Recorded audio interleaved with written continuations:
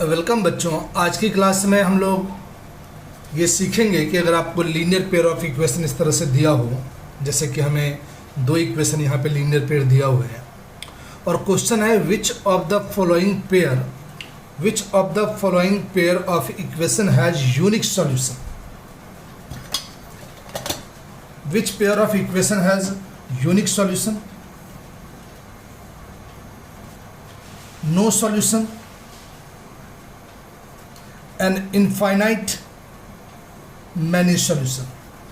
बच्चों ये तीन टाइप के सॉल्यूशन होते हैं।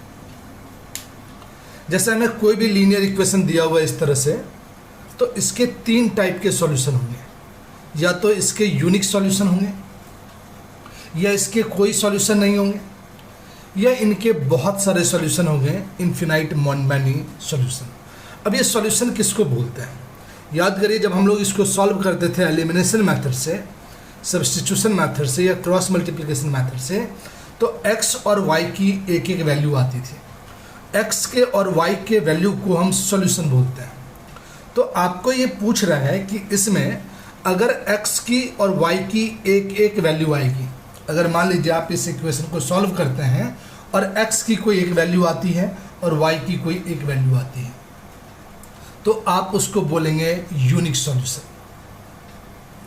अगर x की और y की कोई वैल्यू नहीं आएगी, हम आज सीखेंगे कि किस केस में कोई वैल्यू नहीं आती है, तो उसका मतलब हुआ उसका नो सॉल्यूशन, यानी उस पेयर ऑफ इक्वेशन का कोई सॉल्यूशन नहीं होगा। और तीसरा, अगर x और y के बहुत सारे वैल्यू आते हैं, x के भी बहुत सारे वैल्यू आते हैं और y के भी बहुत सारे वैल्यू आते हैं, तो उसको हम बोलते हैं इनफिनाइट मैनी सॉल्यूशन। तो बच्चों आज की क्लास में हम लोग सीखेंगे कि किस पेयर ऑफ इक्वेशन के किस टाइप के सॉल्यूशन होंगे, किसके यूनिक सॉल्यूशन होंगे, उसके क्या कंडीशंस हैं, नो सॉल्यूशन का क्या कंडीशन है, इनफिनाइट मैनी सॉल्यूशन कब आएंगे उसका क्या कंडीशन है। तो चलिए हम लोग एक एक करके शुरू करते हैं। अब बच्चों ये चेक करने के लिए कि किसी लीनियर पेयर ऑफ इक्वेशन में कितने सॉल्यूशन आएंगे, इसके लिए आप क्या करेंगे, पहले इक्वेशन को उसके स्टैंडर्ड फॉर्म में लाएंगे। स्टैंडर्ड फॉर्म हम किसको बोलते हैं? जब x, y और कांस्टेंट तीनों एक ही तरफ होता है तो उसको हम स्टैंडर्ड फॉर्म बोलते हैं। अब आ जाइए, हम इसको अगर सॉल्व करते हैं, स्टैंडर्ड फॉर्म में लेके आते हैं, तो ये आ जाएगा बच्चों x माइनस 3y और 3 इधर जाएगा तो माइनस 3 इक्वल टू 0। ये आ गया आपका फर्स्ट इक्वेशन। इसी तरह से सेकेंड इक्वेशन को हम स्टैंडर्ड फॉर्म में लाएंगे, तो ये आ जाएगा 3x माइनस 9y माइनस 2, इधर प्लस का 2 माइनस गया, इक्वल टू 0। ये सेकेंड इक्वेशन हो गया। अब इसके बाद आप लोग a b c, ये आपको पता है कि x के पीछे जो नंबर होता है उसको हम a बोलते हैं, या कुछ नहीं है तो यहाँ हम 1 ले सकते हैं। x के पीछे के नंबर को a, y के पीछे के नंबर को b साइन के साथ हमेशा लेते हैं, और लास्ट वाले को हम c बोलते हैं। तो यहाँ पे चूंकि फर्स्ट इक्वेशन है तो x के पीछे के नंबर को हम a1, y के पीछे के नंबर को b1 और लास्ट वाले टर्म को c1 बोलेंगे। इसी तरह से यहाँ पर x के पीछे नंबर को हम a2, क्योंकि सेकेंड इक्वेशन है, y के पीछे नंबर को b2 और लास्ट वाले नंबर को हम c2 बोलेंगे। राइट, तो मैं यहाँ डिनोट कर देता हूँ, ये हमारा a1 है, ये हमारा b1 है और ये हमारा c1 है। इसी तरह से ये हमारा a2 है, ये साइन के साथ हमारा b2 है और ये भी साइन के साथ हमारा c2 है। यानी अगर मैं डेटा बनाऊं यहाँ पे, तो देयरफॉर यहाँ आ जाएगा बच्चों a1 equal to 1,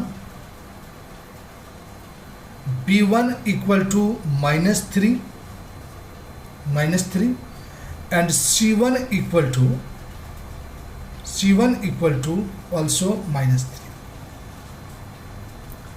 a2 equal to 3, b2 equal to -9 and C2 equal to -2, C2 equal to -2।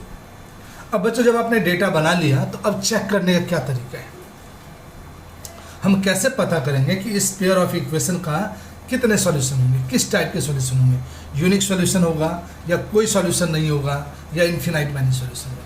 तो इसके लिए बच्चों 3 कंडीशन है, तीनों कंडीशन को लर्न रखना है आप लोगों को। इसको हटा देता हूं मैं अभी। यहां दिया हुआ है, मान लीजिए हम ले रहे हैं कंडीशन ऑफ सॉल्यूशन। इफ पहला, if A1 upon A2 not equal to B1 upon B2, A1 upon में A2 not equal to B1 upon B2, not equal to C1 upon C2। A1 upon में A2 equal नहीं है B1 upon में B2 के, equal नहीं है C1 upon C2। तो इसका मतलब ये आ जाएगा आपका यूनिक सॉल्यूशन, यूनिक सॉल्यूशन, पहला कंडीशन। दूसरा, if A1 upon A2 not equal to A1 upon A2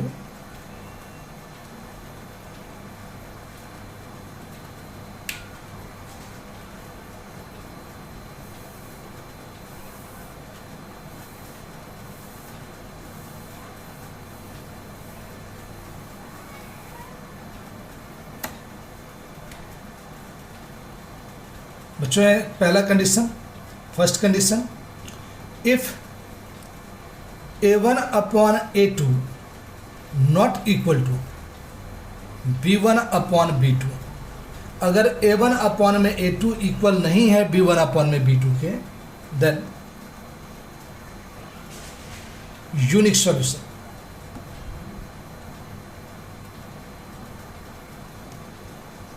unique solution.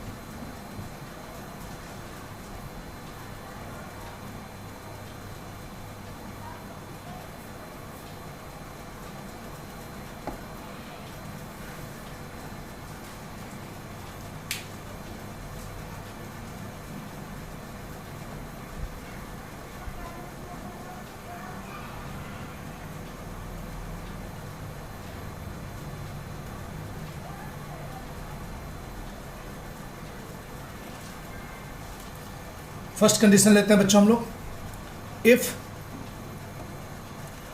A1 upon A2 not equal to B1 upon B2।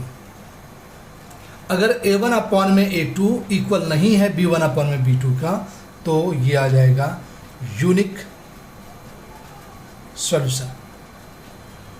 तो इस पेयर ऑफ इक्वेशन का सॉल्यूशन एक एक होगा, यानी x की एक वैल्यू होगी और y की एक वैल्यू होगी। दूसरा कंडीशन है बच्चों, if A1 upon A2 equal to B1 upon B2 equal to C1 upon A1 upon में A2 equal to B1 upon B2 equal to C1 upon C2। तो इसका आएगा बच्चों many infinite many solution, infinite many solution.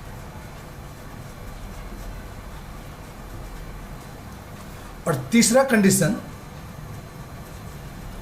If A1 upon A2 equal to B1 upon B2 not equal to C1 upon C2। अगर A1 upon में A2 equal है B1 upon B2 के, और वो B और आगे इन सब के रेशियो के बराबर C1 अपॉन C2 नहीं है,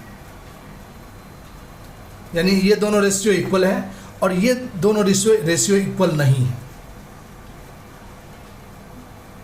तो नो सॉल्यूशन, फिर इस केस में कोई भी सॉल्यूशन नहीं आएगा। क्या है कंडीशन बच्चों? इफ a1 अपॉन में a2 not equal to b1 upon में b2 यूनिक सॉल्यूशन आएगा। इफ a1 अपॉन में a2 equal to b1 upon b2 equal to c1 upon c2 many solution आएंगे। इफ a1 अपॉन में a2 equal to b1 upon में b2 but not equal to c1 upon में c2 then उस pair of equation का कोई solution नहीं होगा। Right? अब आइए यहां पर जो इक्वेशन हमने लिया था, अब देखिए यहां पर a1 अपॉन में a2,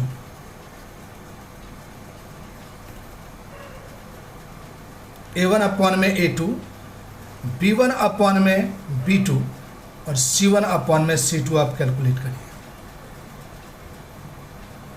तो सबसे पहले आप क्या करिए, आप a1 अपॉन में a2 कैलकुलेट करिए इसका। तो a1 कितना है 1 और a2 कितना है 3। अब b1 अपॉन में b2 कैलकुलेट करिए। b1 अपॉन में b2 है -3 अपॉन में -9, ये और ये कैंसिल, ये आ गया आपका 3 अपॉन 9 यानी कि 1 अपॉन में 3। अब देखिए a1 अपॉन में a2 भी 1 अपॉन में 3 आया था और b1 अपॉन में b2 भी 1 अपॉन में 3 आया है, यानी ये दोनों इक्वल है। ये दोनों इक्वल है तो ये केस खत्म हो गया आपका, यानी ये तो कब अप्लाई नहीं होगा कम से कम, क्योंकि यहाँ पे ये a1 अपॉन में a2 not equal to b1 upon में b2, यानी ये a1 अपॉन में a2 इक्वल है b1 अपॉन में b2 का, तो ये केस तो हट गया आपका। अब बच गया ये दोनों, क्योंकि इन दोनों में है a1 अपॉन में a2 equal to b1 upon में b2, दोनों ही केस में। अब हम देखते हैं थर्ड को चेक करना पड़ेगा हमें। आगे देखते हैं हम c1 अपॉन में c2 कितना है। c1 अपॉन में c2 है बच्चों -3 अपॉन में -2, यानी ये आ गया आपका 3 अपॉन में 2। अब ध्यान से समझिए, अब देखिए a1 अपॉन में a2 इक्वल है b1 अपॉन में b2 के, लेकिन b1 अपॉन में b2 नॉट इक्वल टू है c1 अपॉन में c2, क्योंकि ये 1/3 और ये 3/2 है। तो हम लिखेंगे as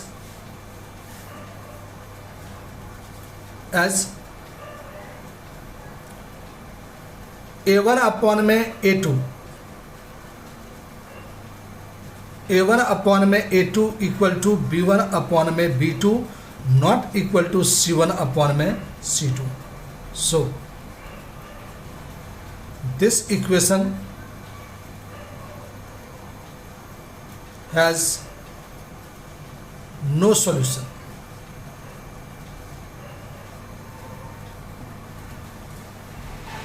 this equation has no solution, यानी आप जब इनको सॉल्व करेंगे तो कोई भी इक्वेशन का सॉल्यूशन नहीं आएगा। अब जैसे बच्चों अगला क्वेश्चन है हमारा 2x plus y equal to 5 and 3x plus 2y equal to 8। ये आ गया इक्वेशन फर्स्ट, ये आ गया सेकंड। आप स्टैंडर्ड फॉर्म में लेंगे तो ये आ जाएगा आपका 2x plus y -5 equal to 0, ये फर्स्ट आ गया इक्वेशन। इसको लेंगे तो 3x प्लस 2y इक्वल -8 इधर आ जाएगा इक्वल टू 0, ये आ गया सेकेंड इक्वेशन। बच्चों ये जो क्वेश्चन हम ले रहे हैं वो एक्सरसाइज 3.5 से ले रहे हैं। अब देखिए यहाँ पर ये कंडीशन हम लगाएंगे, तो कंडीशन लगाने के लिए हम चेक करेंगे कि a1 अपॉन में a2 कितना है। तो x के पीछे यहाँ पर हम a1 बोलेंगे, इस x के पीछे a2 बोलेंगे, तो ये आ जाएगा 2 अपॉन में 3। कुछ नहीं कर सकते, आगे कैंसिल आउट नहीं कर सकते। अब चेक करते हैं कि b1 अपॉन में b2 कितना है। यहाँ y के पीछे 1 है, यहाँ y के पीछे 2 है, तो 1 अपॉन में 2। और देखिए a1 अपॉन में a2 आ गया 2 अपॉन 3 और b1 अपॉन में b2 आ गया 1/2। पहला एक कंडीशन लग गया, a1 अपॉन में a2 not equal to b1 upon में b2, क्योंकि तीनों में एक ही जगह है नॉट इक्वल टू, ये वाला a1 अपॉन में a2 not equal to b1 upon में b2, यहीं पे ये कंडीशन वेरीफाई हो गया। तो हम लिखेंगे एज a1 अपॉन में a2 not equal to b1 upon में b2 so pair of equation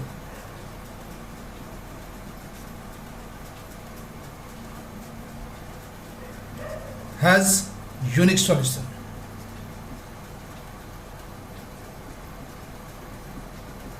unique solution. और बच्चों अगर यूनिक सॉल्यूशन होगा तो जिसका ग्राफ आएगा वो इस टाइप से आएगा। जैसे मान लीजिए ये ग्राफ इसका ऐसे आया, ऐसे, तो दूसरा ग्राफ इसका ऐसे आ सकता है। अब देखिए इन दोनों ग्राफ ने एक जगह पे इंटरसेक्ट किया है, यहाँ पे, तो जो भी आएगा वो इसका सॉल्यूशन आएगा। अब इसको आप कैलकुलेट करके पहले चेक कर लीजिए इसका सॉल्यूशन है कि नहीं है, इसका यूनिक सॉल्यूशन है। तो अब इसको आप सॉल्व कर सकते हैं इन दोनों इक्वेशन को, चाहे वो आप एलिमिनेशन मेथड से करें, चाहे वो सब्स्टिट्यूशन मेथड से करें, चाहे वो क्रॉस मल्टीप्लिकेशन मेथड से करें, किसी से भी सॉल्व कर सकते हैं। लेकिन इसका ग्राफ लाइन ऐसे आएगा। इसी तरह से बच्चों एक तीसरा इक्वेशन लेते हैं हम लोग।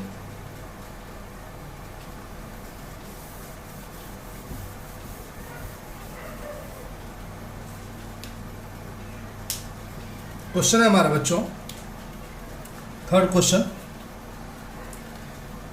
3x minus 5y equal to 20, 6x minus 10y equal to 40। ये फर्स्ट इक्वेशन और ये सेकेंड इक्वेशन। अब पहले इसको स्टैंडर्ड फॉर्म में ले आइए। ये आ जाएगा 3x minus 5y minus 20 equal to 0। दूसरा आ गया 6x minus 10y equal to minus 40। ये आ गया सेकेंड इक्वेशन, ये फर्स्ट।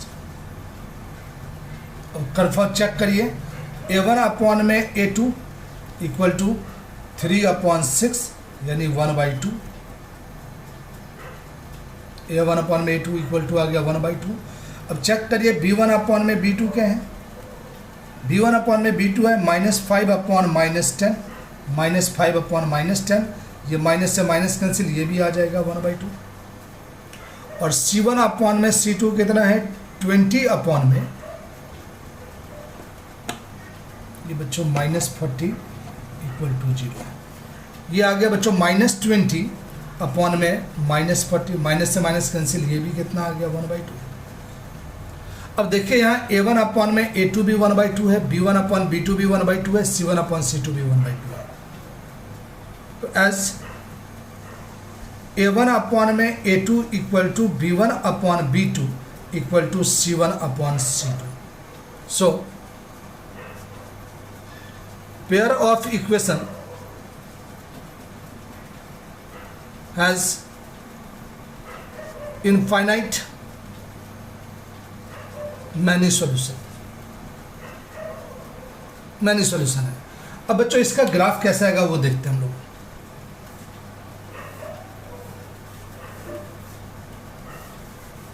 ये तीसरा वाला केस था इनफिनाइट सॉल्यूशन वाला। अब देखिए जो पहला ग्राफ आया था हमारा जिसमें नो सॉल्यूशन था, और कंडीशन क्या था देखिए, a1 अपॉन में a2 equal to b1 upon b2 not equal to c1 upon c2। ये हमारा पहला कंडीशन था। तो इसका ग्राफ हमने ऐसे बताया था पैरेलल। दूसरा केस था हमारा a1 अपॉन में a2 not equal to b1 upon में b2। हमने बताया था कि इसका ग्राफ ऐसे आएगा। अब जो तीसरा है बच्चों, इफ a1 अपॉन में a2 equal to b1 upon में b2 equal to c1 upon में c2, तो ये इन्फिनाइट मैनी सॉल्यूशन आएगा। और इसका जो ग्राफ लाइन आएगा वो कैसे आएगा देख लीजिए। ये लाइन एक आया, इसी लाइन पर दूसरा लाइन आएगा, इसी लाइन पर। अब क्या मतलब हुआ, अगर एक लाइन के ऊपर ही दूसरा लाइन आ रहा है तो इसका मतलब हर जगह एक दूसरे को टच कर रहे हैं दोनों लाइन, और हर जगह अगर एक दूसरे को टच कर रहा है तो सॉल्यूशन कितने होंगे, इन्फिनाइट सॉल्यूशन होंगे। क्योंकि जहाँ जहाँ दोनों लाइन एक दूसरे को टच करता है वहीं पे उसका सॉल्यूशन होता है। तो फर्स्ट केस में क्या था बच्चों हमारा, फर्स्ट केस में था कि दोनों लाइन कहीं एक दूसरे को टच नहीं कर रहे थे, तो कोई सॉल्यूशन नहीं होगा। दूसरे केस में क्या था कि दोनों लाइन एक दूसरे को एक जगह पे टच कर रहा था, तो एक सॉल्यूशन होगा। और तीसरे केस में क्या हुआ कि दोनों लाइन एक दूसरे के ऊपर रिपीट कर रहे हैं, तो जब रिपीट कर रहे हैं तो हर जगह टच कर रहे हैं, हर जगह टच कर रहे हैं, तो मैनी सॉल्यूशन होगा। तो ये केस आ गया हमारा, जब रिपीट करता है तो ये केस आ जाएगा मैनी सॉल्यूशन का। आई होप बच्चों की आप लोगों को समझ में आया होगा। अच्छा, होता क्या है बच्चों कि कोई भी आपने चेक किया कि यूनिक सॉल्यूशन है, तो यूनिक सॉल्यूशन में आप कैलकुलेट कर सकते हैं। इन्फिनाइट मैनी सॉल्यूशन के लिए आप सॉल्व नहीं करेंगे। अगर मान लीजिए आपको क्वेश्चन आया और आपने चेक किया इस तरह से, आपने देखा इन्फिनाइट मैनी सॉल्यूशन है, तो आप इसको सॉल्व नहीं करेंगे, क्वेश्चन को वहीं छोड़ देंगे। अगर आपने देखा कि नो सॉल्यूशन आया, तो क्वेश्चन को सॉल्व नहीं करेंगे, वहीं छोड़ देंगे, लिखेंगे नो सॉल्यूशन। अगर यूनिक सॉल्यूशन आता है तभी क्वेश्चन को आप आगे सॉल्व करेंगे। तो x की एक वैल्यू आएगी और y की दूसरी वैल्यू आएगी। आई होप बच्चों आप लोगों को समझ में आ गया होगा। मिलते हैं अगली क्लास में। देखते रहिए इस चैनल को, सब्सक्राइब करिए ताकि हर वीडियो आपको मिलते रहे टाइम से। लाइक भी करिए, अपने दोस्तों के साथ शेयर करिए, बताइए अपने दोस्तों को चैनल के बारे में। Thank you.